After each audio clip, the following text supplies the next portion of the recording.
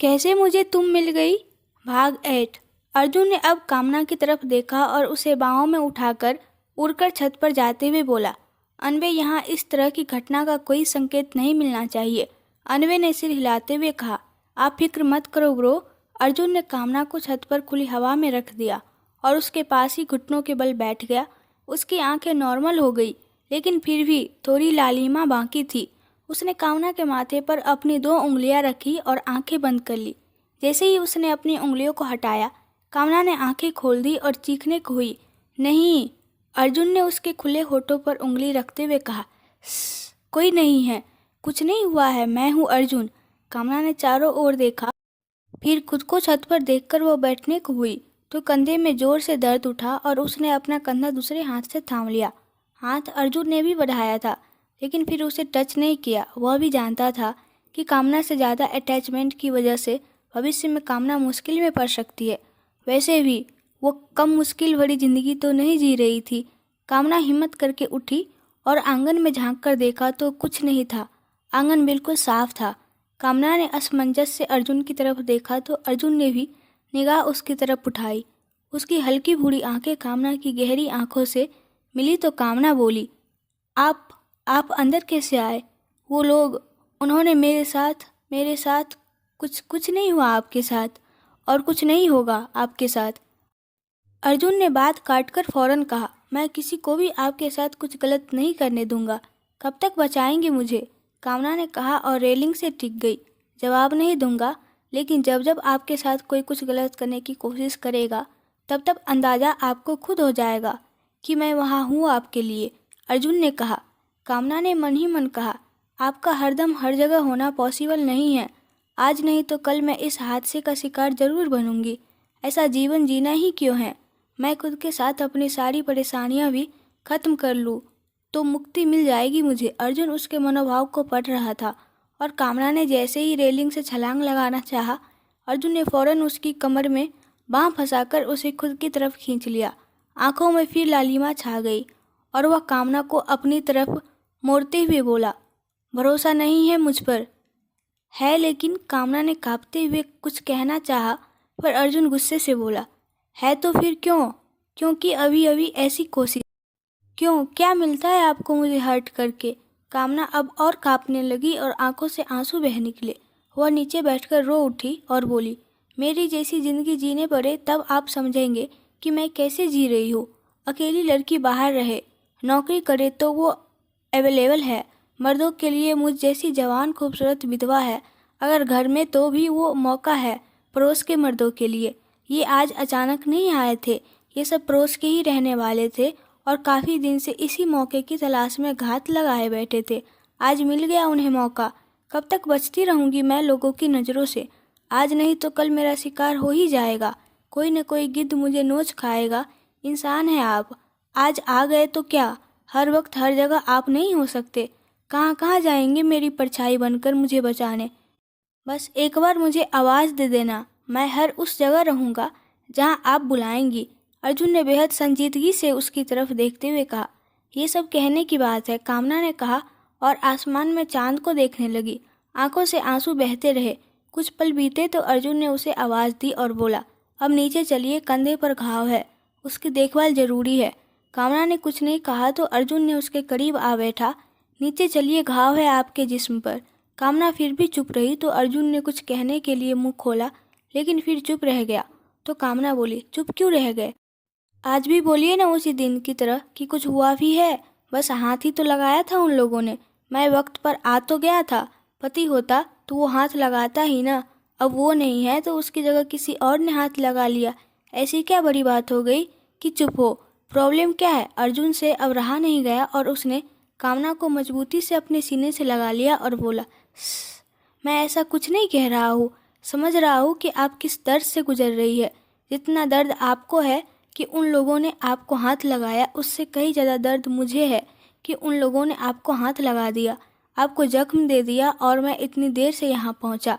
कामना को अब अर्जुन के साथ करीबी का एहसास हुआ तो वह उससे अलग हटी, लेकिन अर्जुन ने खड़े होने की कोशिश करती कामना की कलाई पकड़कर उसे अपनी तरफ खींचते हुए उसका हाथ अपने कंधे पर रख लिया और उसे अपनी बाहों में उठा लिया। उधर अनवे आनिया को महसूस करके पार्टी वाली जगह पर पहुंच गया। अनीमा फ्लोरल प्रिंट का गाउन पहने एक तरफ बैठी हुई थी और डांस एंजॉय कर रही थी कि तभी अनवे उसके सामने आ गया और उसके आगे अपनी हथेली करते हुए बोला, मैं आई माय लेडी। अनीमा उसे हैरत से देखने लगी क्योंकि उसने भले ही आधे चेहरे पर मास्क लगाया हुआ था लेकिन वह उसे पहचान सकती थी। वही पतले खूबसूरत कटिंग के होठ, वही शारीरिक डिलडॉल। अनीमा हैरत में थी कि वो यहाँ कैसे हो सकता है, या फिर मैं ही पागल हो गई हूँ कि उसे यहाँ इमेजिन कर रही हूँ। अभी अनीमा ने ना बोलने के लिए होठ खोले ही थे कि तभी अनवे ने उसकी हथेली अपने हाथ में थामते हुए कहा, थैंक यू, मुझे बहुत खुशी हुई कि आपने हाँ कहा। अनीमा का मुंह खुला का खुला रह गया। उसे कोई शक नहीं रह गया कि सामने खड़ा शख्स अनवे ही है। अभी वह उसे देख ही रही थी कि अनवे बोल उठा, इस तरह अध खुले होठ रखकर आप मुझे उकसा रही है कि मैं आपको किस कर लूँ? हाँ, कामना के मुंह से हैरानी से निकला, लेकिन अगले ही पल उसने अपने होठों को भींच लिया। अनवे उसे स्टेज पर ले आया तो वह बोली, आप खुद को समझते क्या है? अपनी मर्जी चला कैसे लेते आप दूसरों पर? अनवे ने उसकी कमर पर हाथ रखते हुए कहा, किसने कह दिया कि आप दूसरी है? अनीमा एक बार फिर निरुत्तर हो गई तो वह बोली, मुझे इन लोगों की तरह परफेक्ट डांस नहीं आता, आपको समझ क्यों नहीं आती? अनवे ने उसके हाथ को अपने कंधे पर रखवा कर स्टेप करते हुए कहा, इतना नर्वस होने की कोई बात नहीं है, मैं हूँ तो आपको फिक्र क्या है? अनीमा को समझ नहीं आ रहा था कि उससे डील कैसे करे। अब उसने जानबूझकर अनवे के पैरों को निशाना बनाना चाहा, लेकिन एक बार फिर अनवे के पैर पर उसका पैर नहीं पड़ सका। अनवे अपने पैरों को बहुत सफाई से चला रहा था और अब उसे घुमाकर अपनी तरफ खींचते हुए मुस्कुराकर बोला, ये सब चालबाजियाँ मुझ पर असर नहीं करेगी जानम, मेरा नाम अनीमा है। अनीमा ने नाराज़गी से कहा, तो मैं क्या करूँ? नाम बताने का ऑफर अब खत्म हो चुका है, अब से आप जानम है मेरे लिए। अनीमा उससे हाथ छुड़ाकर अपनी कुर्सी की तरफ बढ़ गई तो अनवे भीड़ में गायब हो गया। इधर आनिया पानी पी रही थी, मास्क उतारकर एक तरफ रख दिया था, तभी मास्क नीचे गिर गया तो वह उठाने को हुई, लेकिन किसी की उंगलियों ने उसकी उंगलियों को छू लिया तो वह खड़ी हुई और सामने देखा एक अधेड़ उम्र का शख्स सामने खड़ा था। आनिया ने उसके हाथ से अपना मास्क छीन लिया तो उसने आनिया के गाल पर हाथ रखते हुए कहा, बहुत प्यारी बच्ची हो तुम, कितनी मासूम। आनिया उसके स्पर्श से चिड़चिड़ी हो उठी, तब तक उसके गाल को सहलाना शुरू कर दिया। अब आनिया से बर्दाश्त नहीं हुआ और उसने उसकी कलाई पकड़कर अपने चेहरे से उसका हाथ हटा दिया और इतनी कसकर कलाई को दबाया कि हड्डियों के चटकने की आवाज़ आई। उस शख्स ने चीखना चाहा, लेकिन आनिया ने अपने बालों की ओट में आंखों से उस पर कुछ जादू किया और उस शख्स के गले से आवाज़ बाहर नहीं आ सकी। आनिया ने अब उसका हाथ छोड़ा और गुस्से से एक तरफ को बढ़ी तो किसी से टकरा गई। क्या प्रॉब्लम है? ढंग से चलो वरना बता रही हूँ मूड पहले ही खराब है।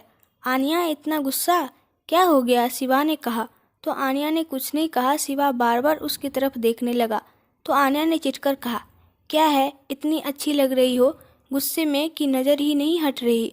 शिवा ने उसके बाल को कान के पीछे करते हुए कहा। आनिया ने उसका हाथ हटा दिया और बोली, अब मुझे घर जाना है, चल रहे हो तो चलो वरना मैं जा रही हूँ। शिवा ने उसकी कलाई पकड़ते हुए कहा, प्रॉब्लम क्या है आपकी? क्यों इतना करती है? मैंने क्या कर दिया है? इतनी शराफत से तो रहता हूँ। आनिया ने उसका चेहरा देखा और फिर नज़र हटाते हुए बोली, हाथ छोड़ो और घर चलो। मेरा मूड खराब होता है तो गुस्सा सब पर निकलता है। मेरे चेहरे को छुआ एक ठरकी बुड्ढे ने, दिमाग जल रहा है मेरा और जी कर रहा है कि उसे जला दूँ। शिवा ने उसकी तरफ देखते हुए कहा, किसने छुआ आपको? मैं निपट चुकी हूँ उससे, अब चल रहे आप या मैं जाऊँ? आनिया ने कहने के साथ कदम बढ़ा दिया तो शिवा भी उसके साथ चल दिया। कुछ दूर चलकर उसने आनिया का हाथ पकड़ लिया तो आनिया ने भी उसकी उंगलियों को खुद की उंगलियों में उलझने दिया। उधर घर पर कामना को अर्जुन ने अपनी बाहों में उठा लिया था और आगे बढ़ गया था। नहीं, ये सब ठीक नहीं, मुझे नीचे उतार दीजिए, मैं चल सकती हूँ, कामना ने कहा, लेकिन अर्जुन पर कोई फर्क नहीं पड़ा। वह अपनी चाल में कदम बढ़ाते हुए सीढ़ियों की तरफ बढ़ गया। अर्जुन ने कामना को उसके रूम में बिस्तर पर रखा और फर्स्ट एड किट लेने गया तो कामना ने मन ही मन सोचा, जब अर्जुन मेरे आसपास रहता है तो सुरक्षित क्यों महसूस होता है? अभी जब उसकी बाहें मेरे शरीर के इर्द गिर्द थी, वो मेरे पास था, तो मुझे शांति क्यों मिल रही थी? वो भी तो गैर मर्द है, उसकी खास खुशबू मन को सुकून क्यों देती है? क्यों लगता है कि सारी थकान दूर हो गई है और मैं महफूज हूँ, बेहद महफूज। अर्जुन ने उसके पास बॉक्स को लाकर रखा और खोलने लगा तो कामना जल्दी में बोली, मैं कर लूँगी, आप जाइए यहाँ से। अर्जुन जैसे उसकी कोई बात नहीं सुन रहा था, उसने कॉटन और एंटीसेप्टिक ट्यूब निकाली तो कामना ने उसे देखते हुए कहा, आप सुन भी रहे हैं मैं क्या कह रही हूँ? मैं मरहम खुद कर लूँगी। अर्जुन ने अब भी उसकी तरफ न देखते हुए अपना हाथ बढ़ाया और उसके कंधे पर से साड़ी के पल्लू को हटाना चाहा, तो कामना ने उसकी कलाई पर अपना हाथ रख दिया और बोली, आप सुन क्यों नहीं रहे हैं कुछ? क्योंकि मैं सुनना नहीं चाहता। अर्जुन ने अब उसकी निगाहों में देखते हुए जवाब दिया।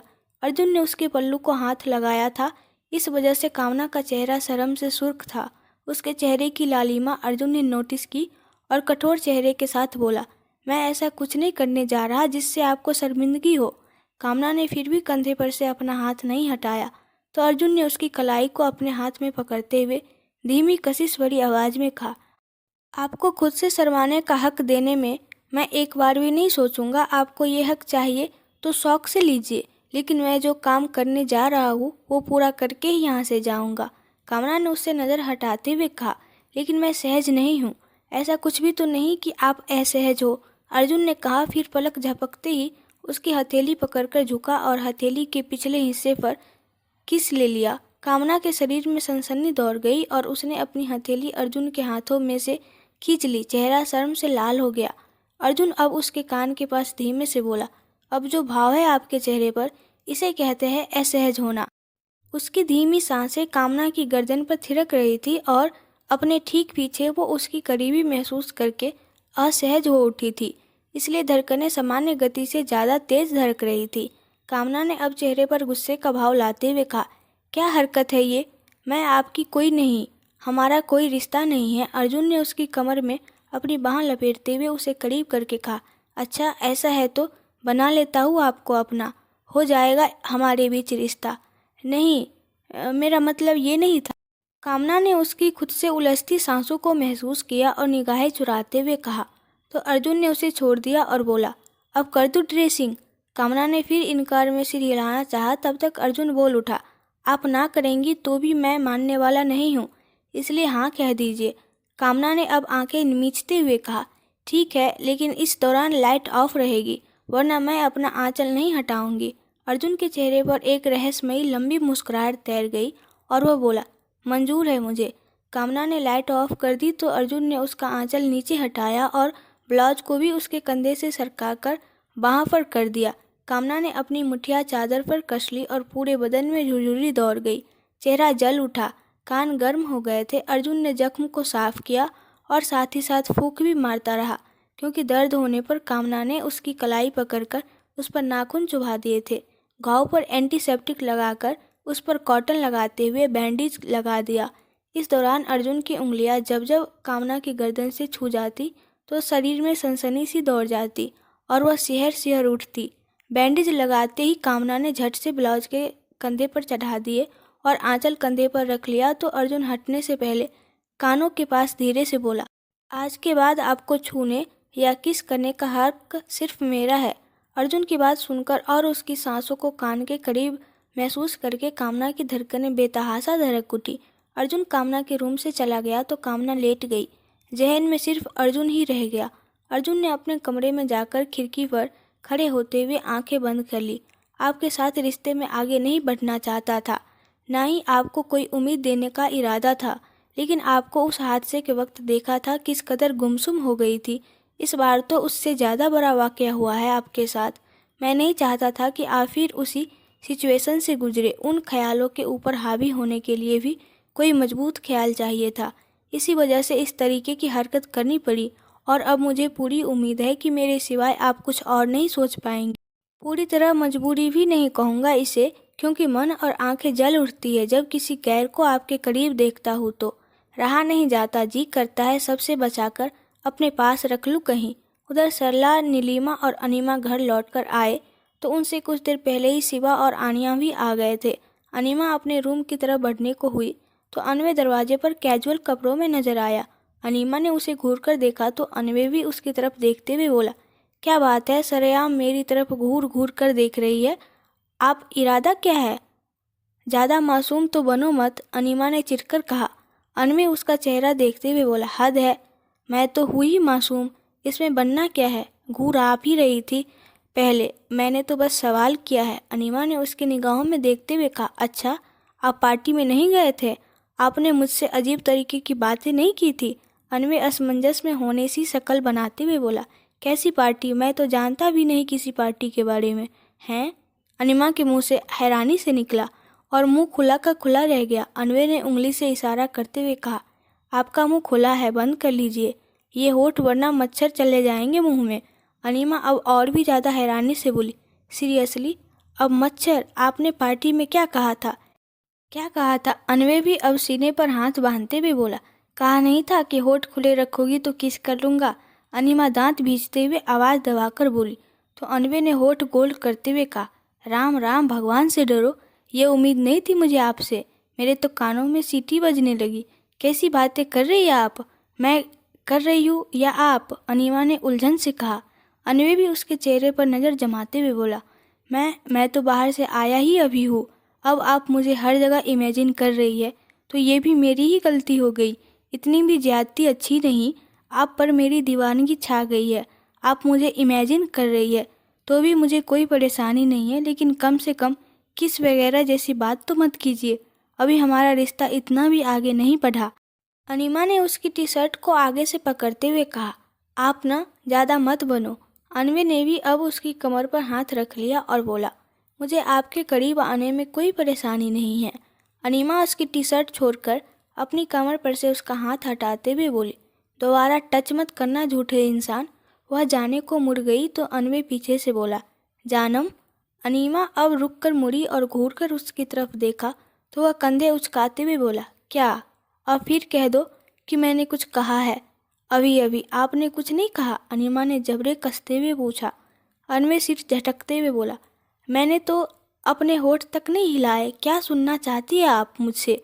वैसे ही थका हुआ हो और आप परेशान किए जा रही है। सीधे सीधे बता दीजिए तो कह दूंगा। मुझे बात ही नहीं करनी आपसे। कहती हुई अनीमा तुनक कर अपने कमरे में चली गई तो अनवे मुस्कुरा दिया और मन ही मन बोला, हा हा जानम। कंफ्यूज हो गई। अनीमा चेंज करते हुए सोचने लगी, ऐसा कैसे हो सकता है? यही था वो, फिर यहाँ ऐसे क्यों अनजान बन रहा है?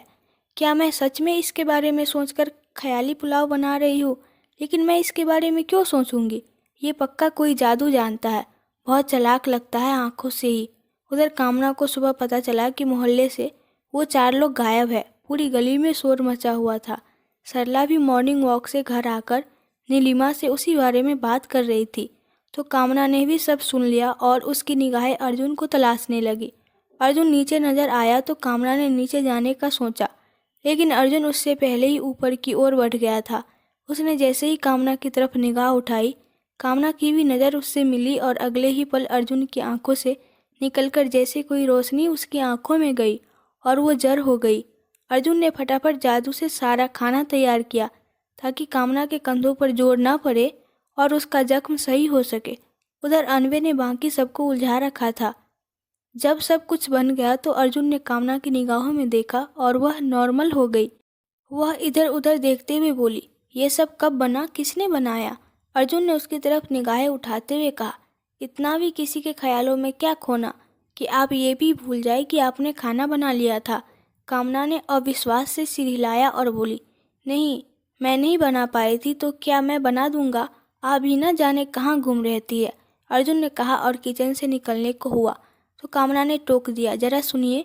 अर्जुन उसकी तरफ पलटा तो वह बोली, उन लोगों का क्या हुआ जो कल रात घर में घुस आए थे? कहाँ है वो?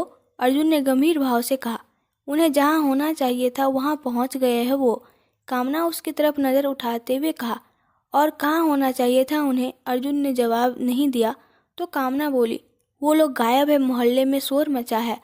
अर्जुन अब उसकी तरफ निगाह उठाते हुए बोला, एक शोर कल रात आपके अंदर भी मचा हुआ था, वो क्यों नहीं सुनाई दिया किसी को? मैं सिर्फ उस शोर की फिक्र करता हूँ जो आपके अंदर उठे। दूसरे किसी शोर से मुझे कोई फर्क नहीं पड़ता क्योंकि वो मेरे कानों तक नहीं पहुँचती। कामना ने अब घबराहट से पूछा, क्या किया आपने उन लोगों के साथ? आपको पुलिस ले जाएगी तो? फिर कल वाली बात सबको पता चल जाएगी।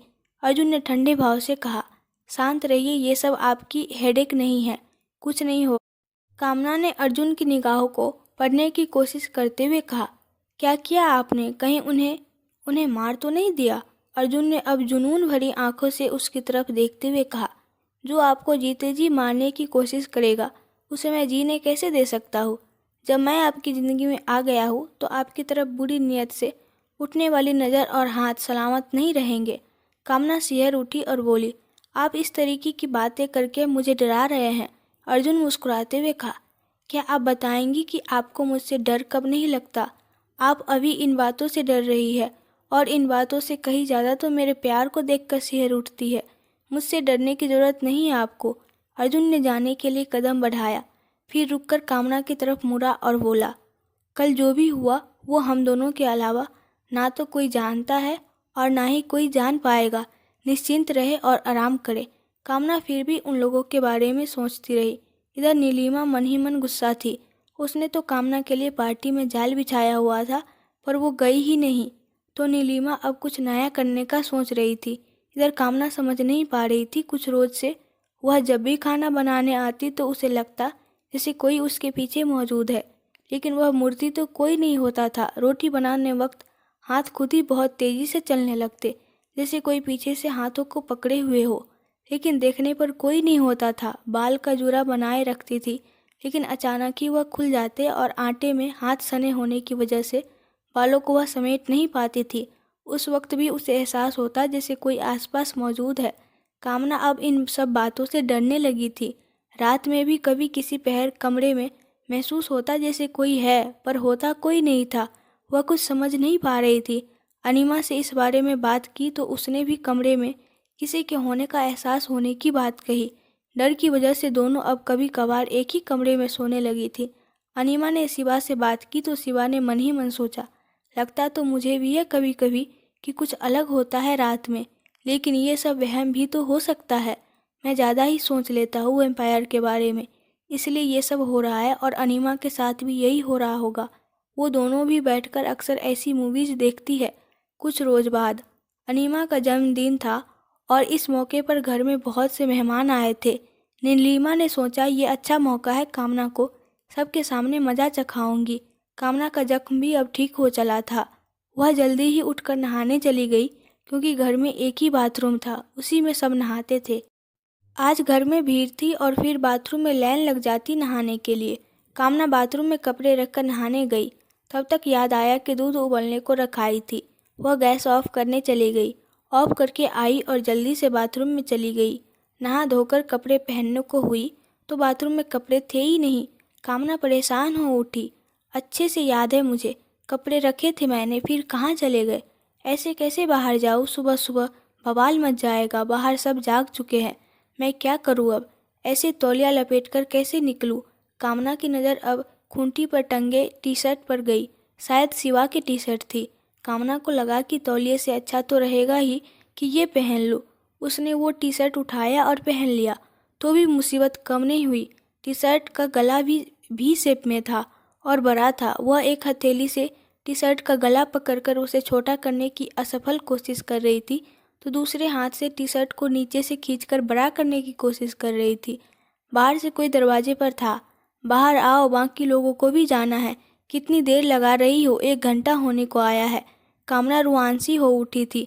सुबह सुबह सब मिलकर बातें सुनाएंगे। मैंने तो कपड़े रखे थे, पता नहीं किसने हटा दिए।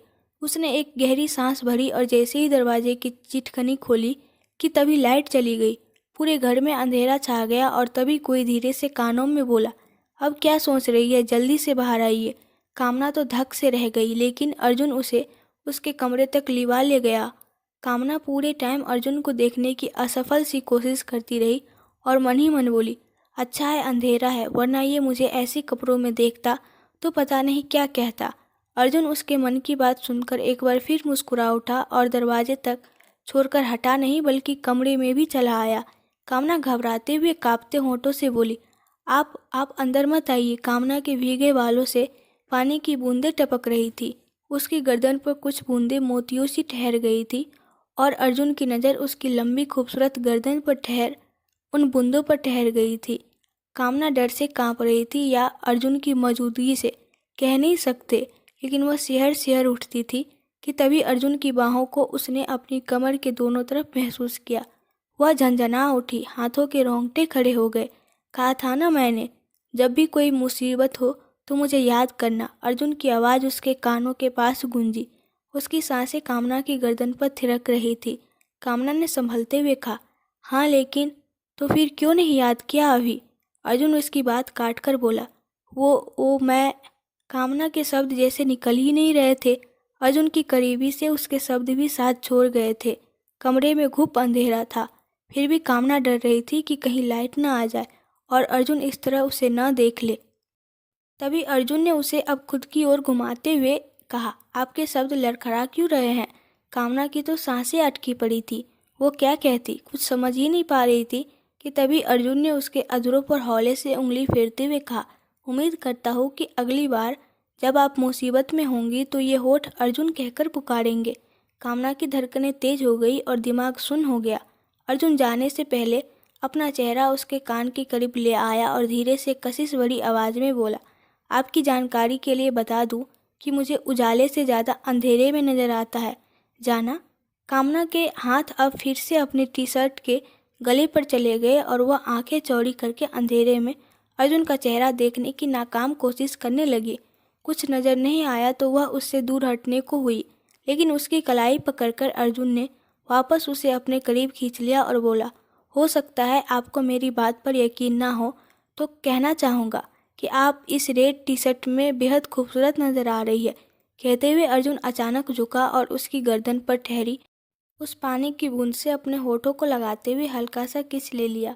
कामना की आंखें बंद हो गई और रीढ़ की हड्डी में सनसनाहट दौड़ गई, सांसें बेतरतीब हो गई।